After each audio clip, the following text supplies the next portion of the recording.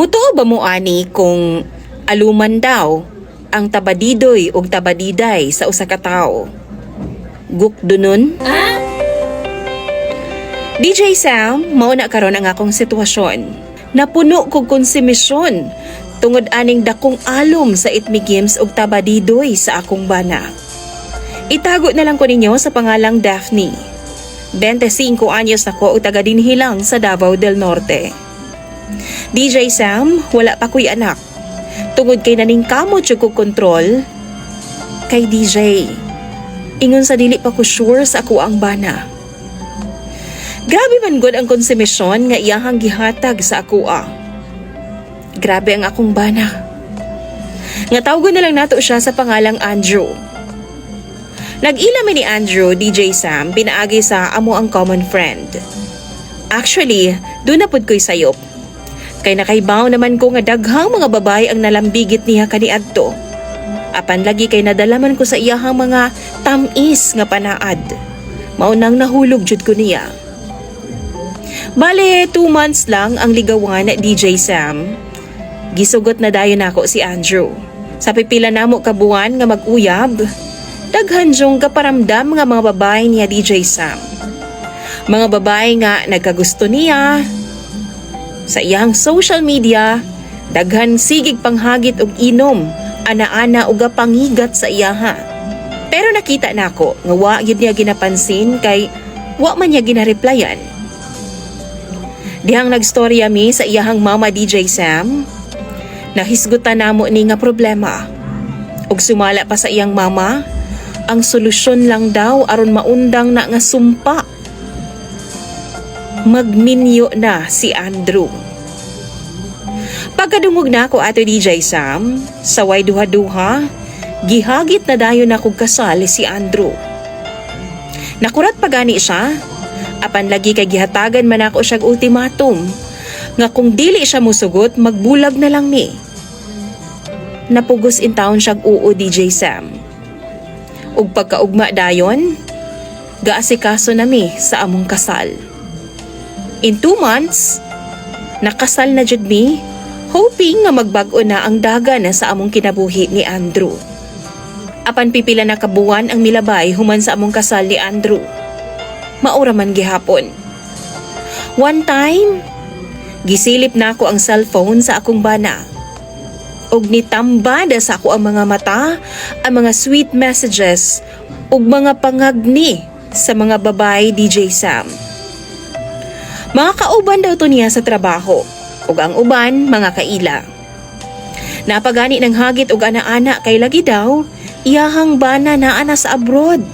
Uga na daw kaayo siya. Wa ko'y nakita bisan isa ka reply DJ Sam, pero wala gihapon ko makampante. Halos maupaw na ko sa kainit sa ako ang ulo. Nagsurok jud ang ako ang dugo DJ Sam.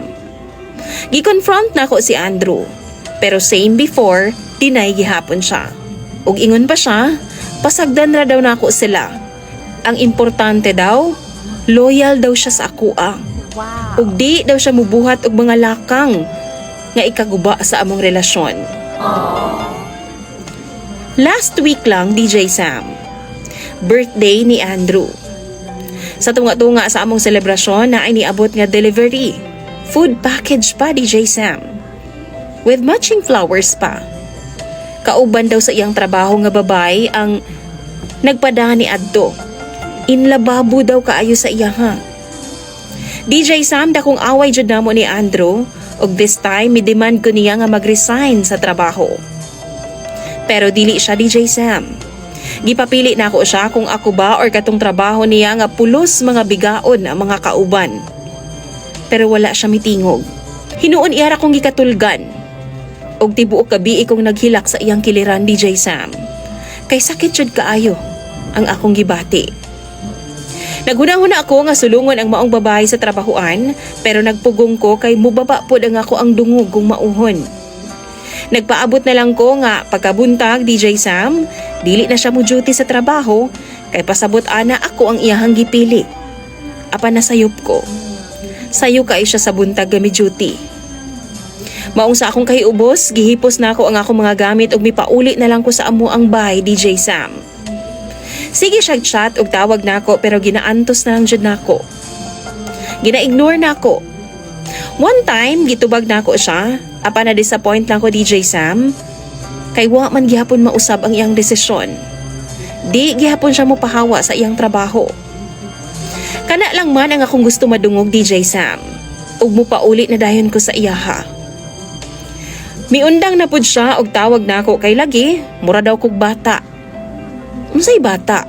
Halos wala na ko'y tulog sa sigig overthink tapos iya harang i-invalidate. Bata din ang gusto lang protektahan ang among marriage. Sa tinuod lang, wa na ko'y gana sa among relasyon ni Andrew. Maunang nagdesisyon na lang ko, nakalimtan siya ug magpalayo na lang ko. Apan kung kanus buo na ang akong desisyon, DJ Sam. Saka pud siya niabot sa amo ang bay ug gisuyo kog taman. Apan kana lagi. Dili man gihapon niya ihatag ang akong demand nga mohawa siya sa trabaho. DJ Sam, ug ingon man sa imong mga followers. Naa pa ba'y future ning among kaminyo o ni Andrew?